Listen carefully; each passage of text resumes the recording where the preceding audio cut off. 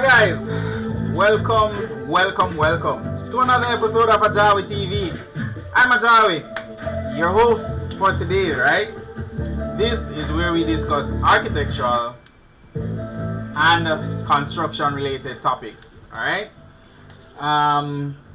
For tonight, we have a special topic and it's related to what you guys spend on construction, alright?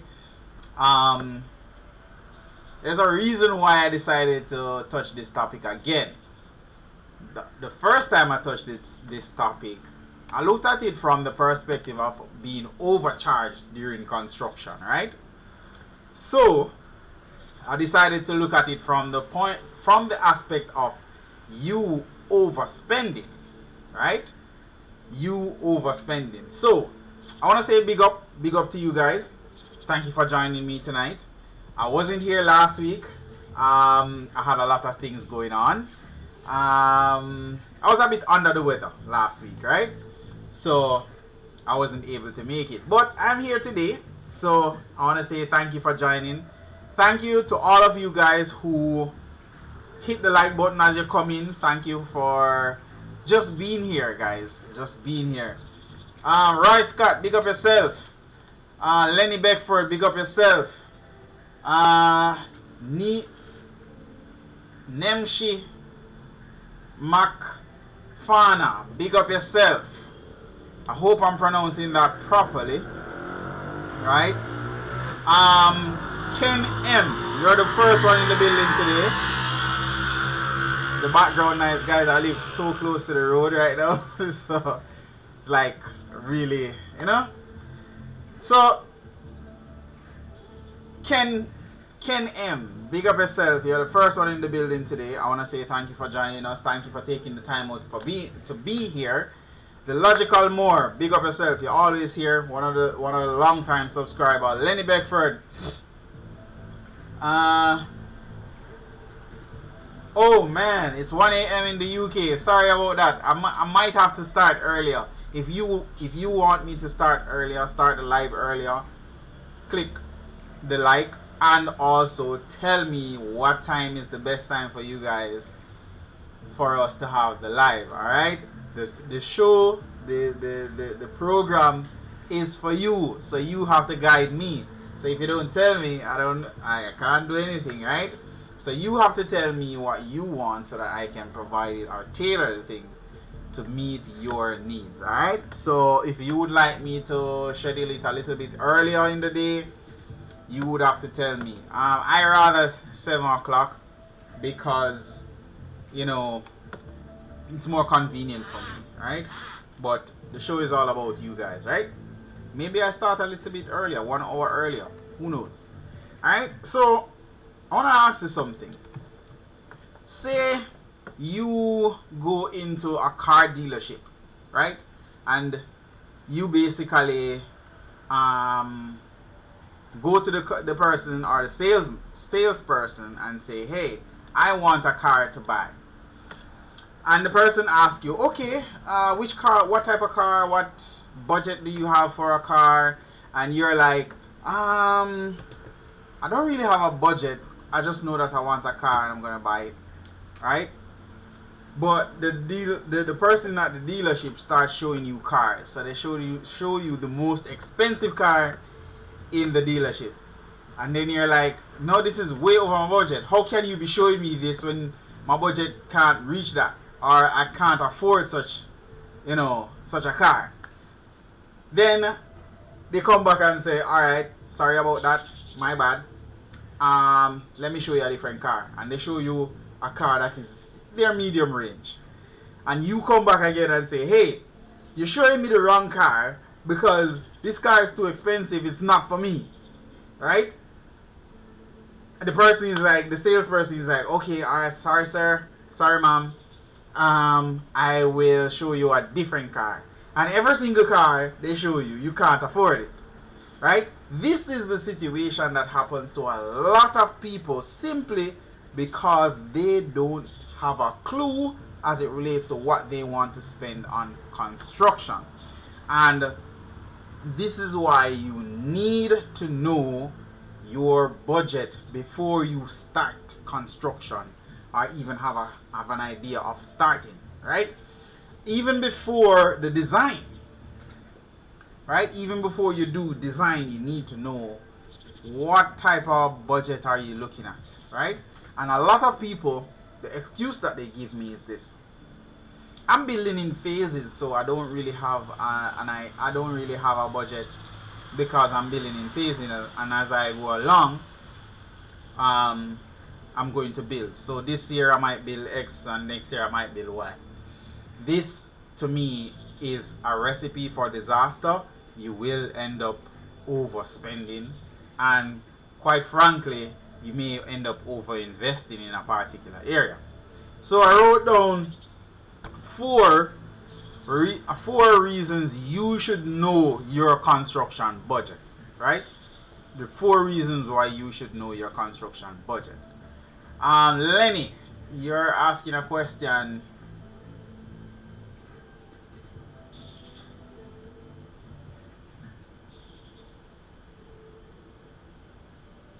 No, I don't know of any company that does that, but I do know that Tankwell specializes in steel products. So I would say check Tankwell. Chances are you'd get it there. All right. So check Tankwell. They're the best bet as it relates to steel products. All right. So back to the topic. Why you should know, or why you need to know your construction budget to avoid overspending, or why are you overspending during construction? A lot of the times what happens is that a lot of people think that they don't need to know how much they're going to spend, or they don't think that it is valuable to know how much they're going to spend, right? And they don't understand that if you do not know this, it's like getting up in the morning, getting dressed, and not knowing where you're going for the day. You have no clue, right? So that is the whole reason behind, that is the whole importance of knowing your budget, right?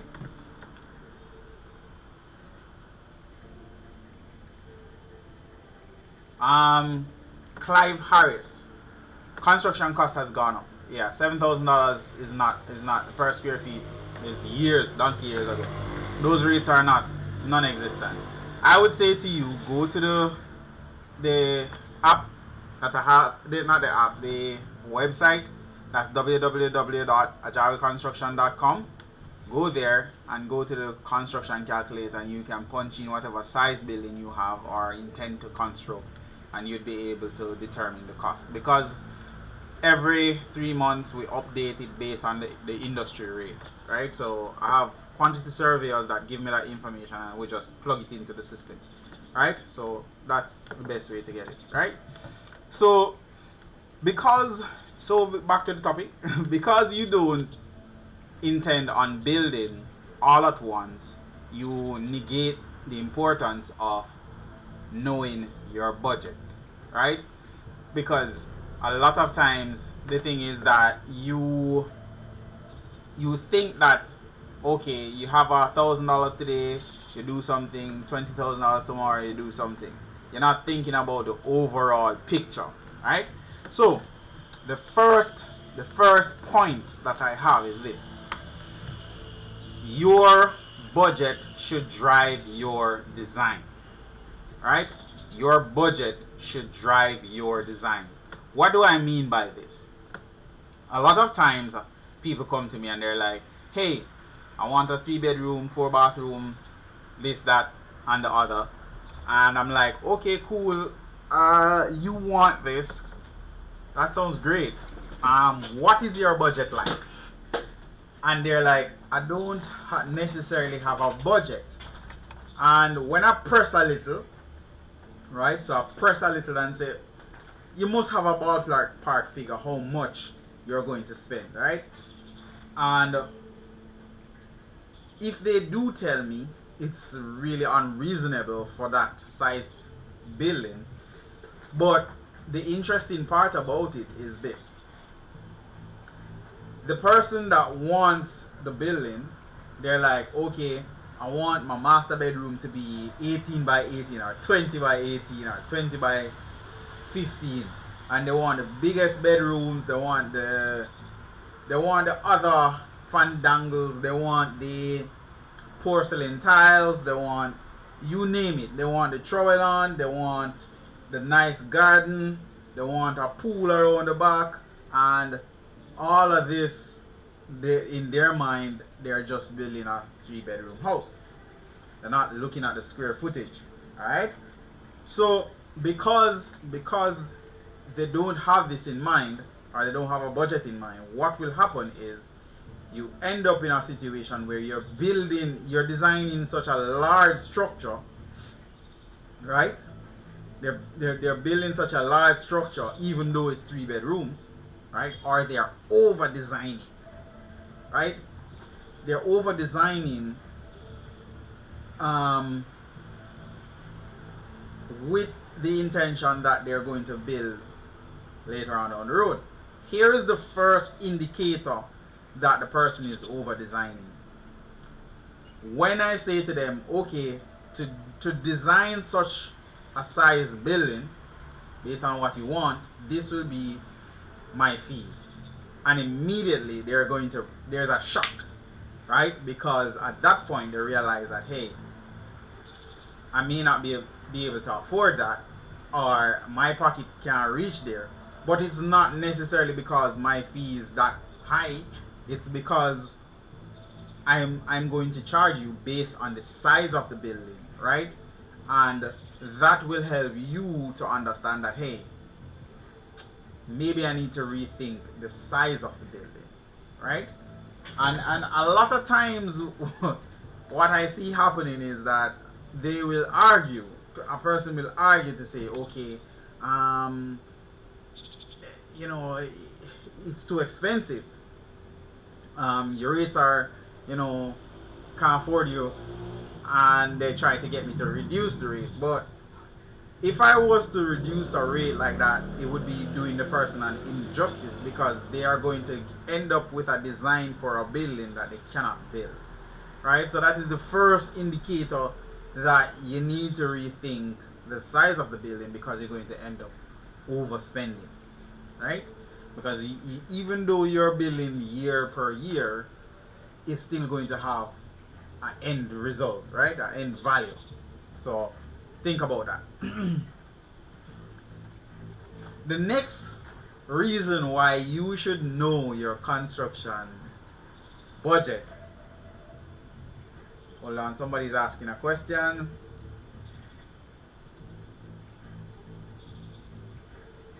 Clive Harris, big of yourself. You're tuning in from London. Thank you, man. Thank you for joining us.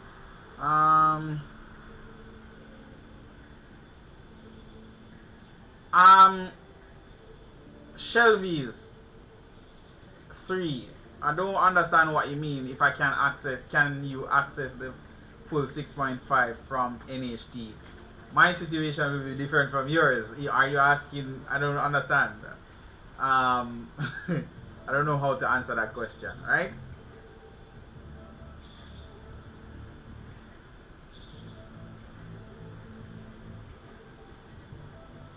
Can I convert house drawings plan to 3D? It's not a matter of converting. Converting, it sounds like you click something and it just happens. That's not how it happens. You have to sit down and draw every single thing that you see. So even though you see a 3D model, I have to sit and draw everything that is there. Alright, so it's not just to click and convert something. Alright, I hope that answers your question, Oliver Williams. Alright, so back to the topic. The next thing is know how much you plan to invest. Alright, your home should be an investment.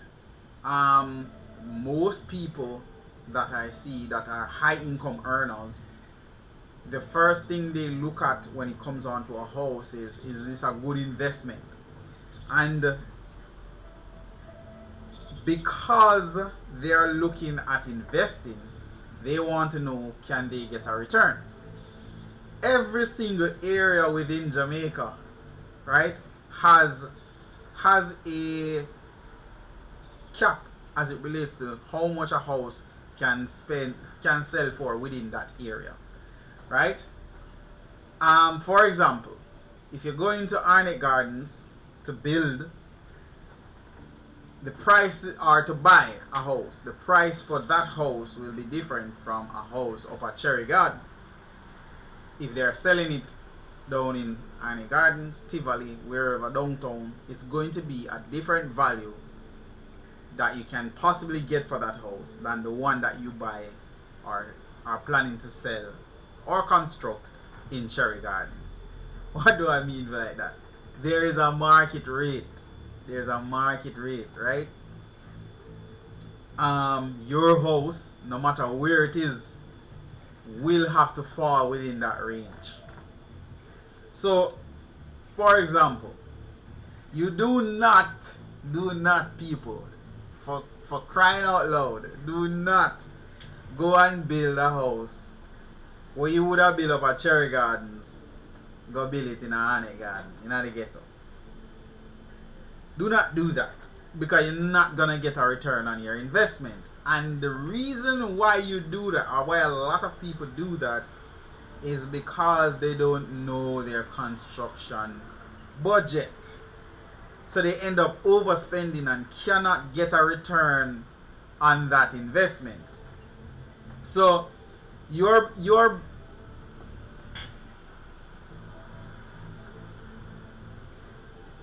so sorry about that. I'm checking the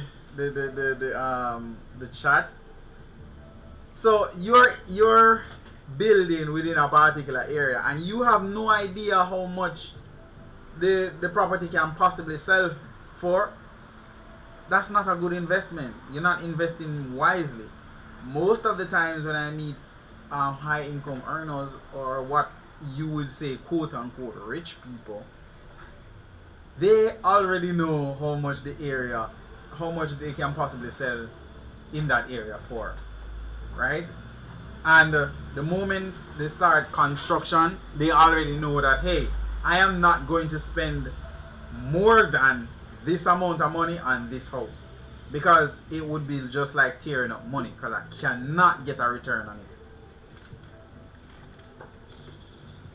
Can you imagine building a house that is up at Cherry Garden, like a house, building a house like one that is in Cherry Gardens, down in Arnett Gardens or Tivoli, or one of them ghetto place there? Not bashing any of those areas, I'm just using it as a reference, alright? So you're going to build such a house expecting that you're gonna get a return on it, and at the end of the day you're not gonna get your return on that. So I would say, if it is that you're in an area and you know, say, okay, the sale value for houses within this area is X high, when you start construction, you make sure, say, alright, I'm not gonna put no porcelain tile on this, because I'm not gonna get back this return more than X. I'm not gonna put in the fanciest doors and, you know, all of these fandangles, because the area will not allow me to get a return on that. And then you save that money and you go and invest it into something else. Maybe you do want that Cherry Gardens look, you know. But what you do is you understand the area and you say, okay, I'm not going to invest more than this in this particular area. Then whatever money you have left over that you would have spent, you take that money and then you go to another area, or you invest it and turn your money, and then you probably sell and go buy a house in the area of your choice, right? So know the area, know the value of houses within that area, because you don't want to overinvest in a house or overspend when you're not going to get a return on it, right? And your children not going to get a return either, because you cannot sell for that, alright?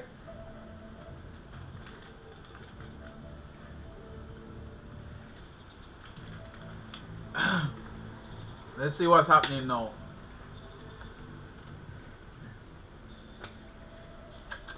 NHD gives 6.5 per contributor. Can you get all that for building? For the actual construction, if you have the land already, yes, you will get the 6.5, right? If you have the land already, or you know, or you have a family who you're going to build on their land, you will get the 6.5 depending on the circumstances. Remember, you know, it's a loan, so it's whether you qualify for it or not. What they're gonna do is assess your situation and then determine if it's good to lend you $6.5 million, right? So for example, they're not going to lend you if your expenses are too high and your income is too low. So if it is more than 50, if your expense is more than 50% of what you earn, chances are they're not going to lend you that much because you won't be able to pay it comfortably, right? So budgeting is very important, guys, and that is even the reason why you don't need to know your budget. Budgeting, when it comes on to even the NHT, is very important so that you can get the maximum amount that you want to get. So for example, if it is that you're going to the NHT and you know that, okay, right now my budget for this month is X, right?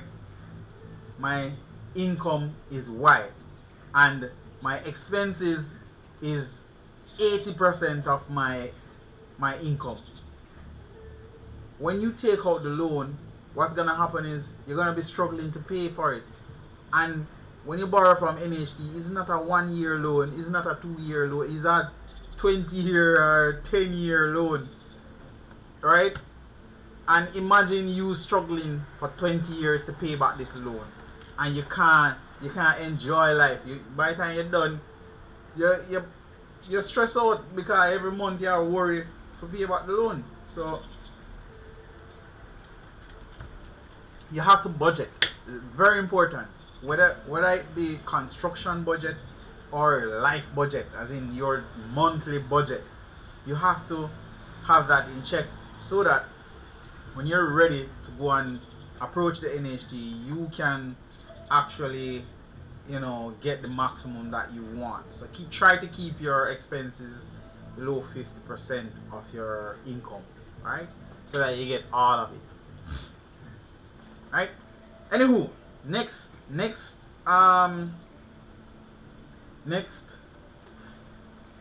point. Looks like I'm having internet problem. No, I don't think so. I don't know.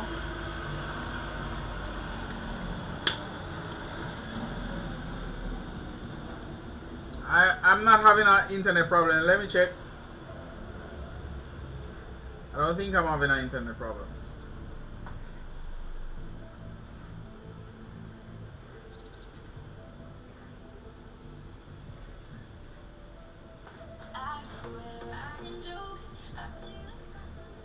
But yeah, that's the whole point of it. All right. Next question. No, not next question. Next point is managing construction. It is a part of knowing how much to invest, but I decided to point this out. When I say managing construction, I mean you manage the material that you put in, right? You manage the material that you put in, and you actually monitor how it is being used. So you know that waste in construction is a very tricky thing. So if you buy too little, it can be bad. If you buy too much, it can be bad. And what I say, it's important to manage the material. So for example, if you know your budget and you're trying not to overspend, and you live in a particular area and you just want to get this house finished and you're moving in, right? Maybe you move to a position of, okay, we're not picking the best. No. Mistake that a lot of people make is they want it all now. What do I mean by this? You want the porcelain tile, but you want the porcelain tile now. You want the jacuzzi, but you want the jacuzzi now. You want the what else? What else is a prominent thing that I see people putting in on them house? You want the infinity pool, but you want the infinity pool now, right? You want the best paint on the wall, but you want the best paint on the wall now, and that causes you to overspend. What do I mean when I say overspend in this situation? You know that you cannot afford to buy the best at this point, but instead of settling and getting the house completed and being able to move into that home, you are more focused on getting the best product. So instead of getting a ceramic tile, right? Instead of getting a ceramic tile where you can live with it, it installed properly, looks nice, and you live with it for maybe a 3 year while you save up to buy the porcelain tile, you want the porcelain tile now. And then that does affect something else. Maybe you're not going to get the Everglow beautiful 100-year paint where when you look on it, if you scrape it off, it regenerates. Right? But you want that now instead of buying a paint that will last maybe 2 years and you have to repaint, but the house is finished, and then you can save up some money, and maybe that's a little thing that you do after, right?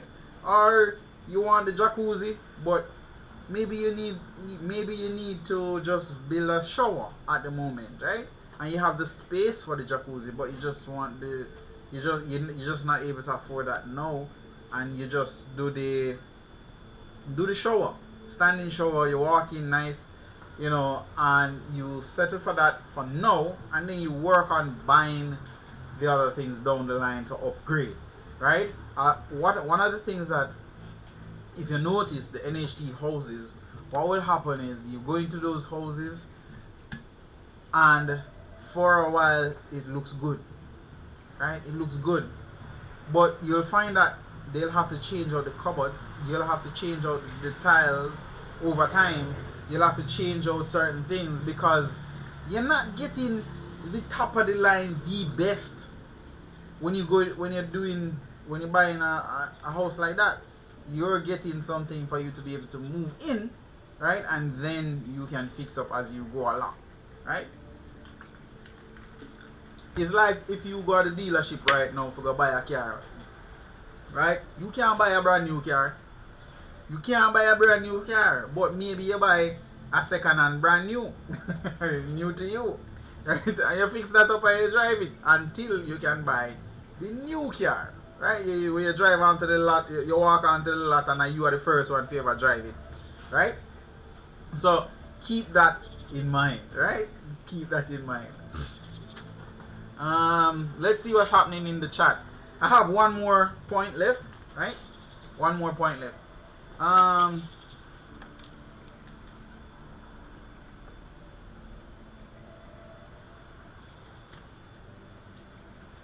wearing Mr. Shaw, Mr. Snow, sorry.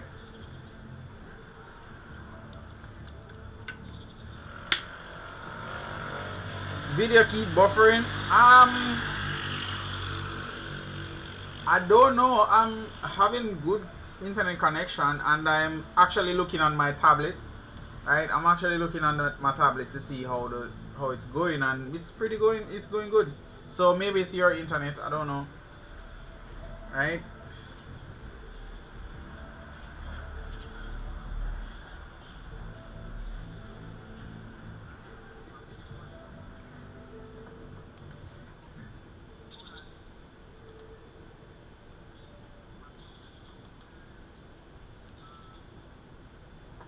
Oh, it's happening to you too. I don't know. Maybe, I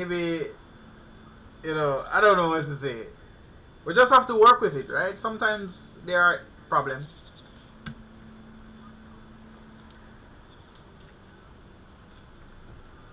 Sometimes they are a problem, but the show have to go on, right?